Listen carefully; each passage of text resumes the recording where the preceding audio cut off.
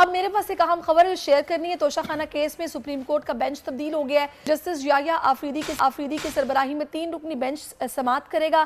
Justice حسن اظہر رضوی اور justice Musharraf Hilali bench میں شامل ہو گئے ہیں. اس وقت میرے ساتھ ہمارے نمائندے موجود ہیں. عمران ان سے بات کرتے ہیں, جانتے ہیں ڈیٹیلز کیا. عمران بتائیے گا.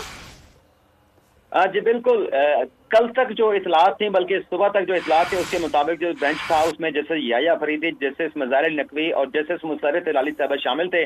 لیکن اب جو نئی کاز شامل آئی ہے اس میں یہ بینچ چینج ہو گیا ہے, اور بتایا جا رہا ہے کہ جو جسٹس مظاہر النقوی ہیں ان کی عدم دستیابی کی بنا کے اوپر جسٹس حسن اظہر رضوی کو اس بینچ میں شامل کیا گیا ہے, اور 11 بجے جو چیئرمین تحریک انصاف کی جو اپیل ہے توشہ خانہ کیس میں, اس پر یہ 3 رکنی بینچ جو ہے وہ سماعت کرنے جا رہا ہے.